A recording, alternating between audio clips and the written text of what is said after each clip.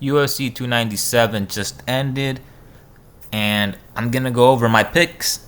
And to go over the picks, I put the pictures of the winners of the fights that I predicted, and we're gonna talk a little bit about each of them, starting with Sean Woodson, who got the victory over Charles Jourdain. Now, I will say, in the fight, Charles Jourdain was throwing everything at Woodson. Woodson's just too long, and because of his body, his fucking length, he just couldn't be touched with all of the meaningful shots by Charles Jourdain, or at least most of the meaningful shots. So we saw Woodson box him up, and yeah, it was kind of like what I predicted. Boxed him up. He got the decision.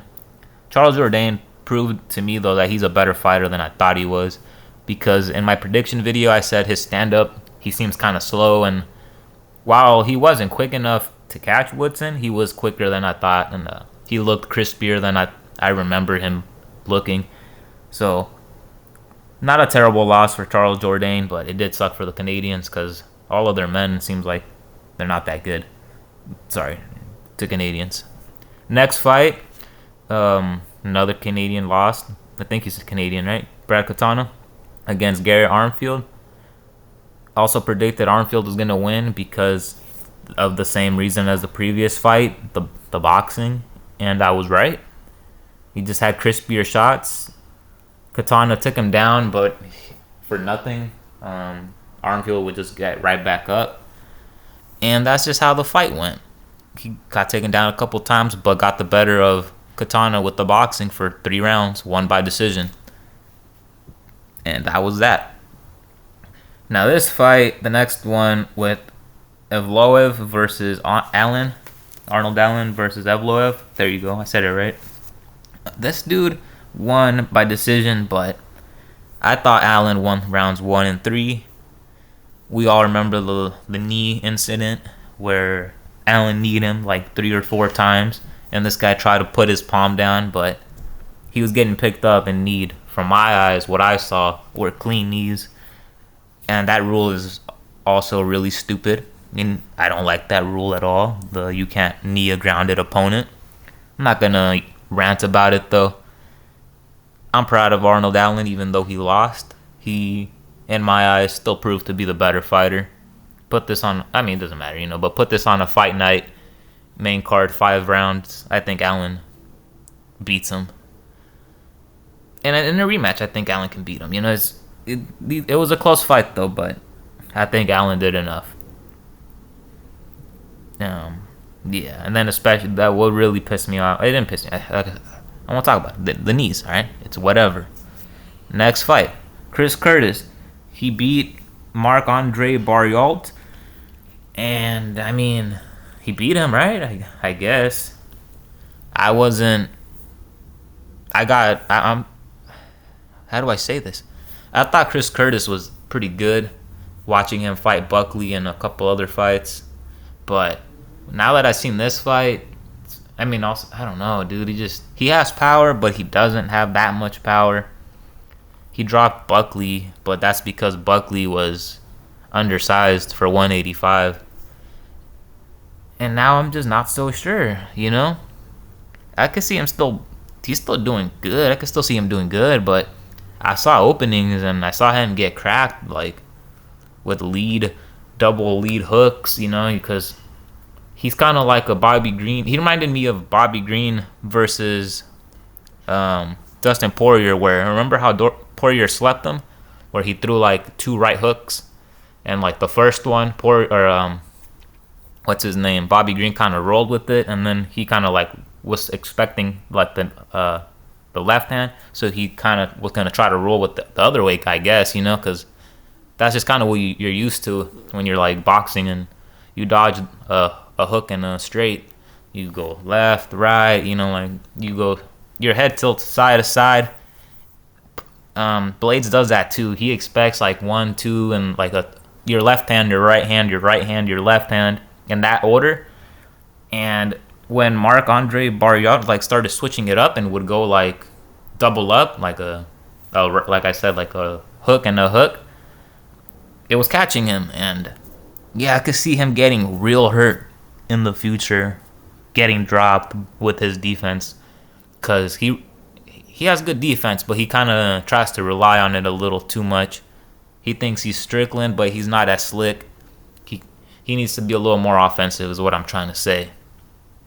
But there's still potential for him, but this fight showed me that he's not as good as I was thinking he is, which is okay. But Marc-Andre Barriault, he fought good. He boxed on the outside a little bit. He fought into Curtis's plan though in the last round.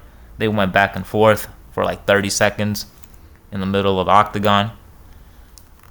It was okay. I liked it. Neil Magny had an amazing performance against Mike Malott because he got his ass whooped for the first 2 rounds, and then Mike Malott just like ruined himself. He ruined his whole career. Because if you can't beat Neil Magny, then I'm sorry, dude. It's game over. You're not gonna be a champion. You're not gonna.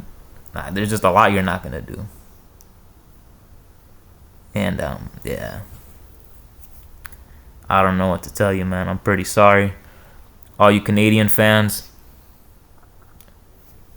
Yeah, I'll just say Neil Magny is one of my favorite. What do you call them? Gatekeepers. He's a good gatekeeper. I like him. We need to keep him around to push away these little frauds. Raquel Pennington. Now, I forgot to mention, he didn't just bounce back to win. You know, obviously you have to know it was by knockout and by TKO. All right, Neil Magny against Mike Malott. He made the comeback in the 3rd round. I don't know why I wasn't gonna fucking cover that. He fucking grappled him, took him down, it was some cool shit. He damn near slammed Mike Malott, but he was holding on with the leg. He was doing a little body lock thing with his legs to not get fucking slammed like Dave Batista. Dave Batista slammed the Batista bomb. And Magny just ground and pounded him until Mike Malott broke. For the next fight, decision win. Raquel Pennington versus Bueno Silva. Pennington wins. Decision, stinker, whatever. Next fight, Strickland versus Duplessis. We have Duplessis as the new middleweight champion. I'm just going to say it, but I don't really care because it is what it is. I thought Strickland won rounds 1, 3, and 5. I thought Duplessis won 2 and 4. But I thought the 5th round was hella close. Not really. I mean, it was awesome for Strickland how he fucking marched forward. That's what made me probably think that he won the fight, just because of that 5th round. People say the 3rd round, 2nd round, those are controversial. But I'm not going to cover all that, you know. Those other YouTubers are already doing all that. I thought Strickland won the fight. I did go for Duplessis. I forgot to mention for the Bueno Silva, I went for Bueno Silva, but whatever. And yeah, I don't know if I also said I went for Mike Malott, but Magny won. So I went for Duplessis. All right, he won. It was an amazing fight. That's all that I really have to say, though. I mean, everybody else, all the other YouTubers already kind of covered everything that I have to say about anything, you know. If you want to see, I mean, it doesn't matter. My opinion is my opinion. Theirs is theirs. I want to hear your guys' opinion now. Let's talk in the comments.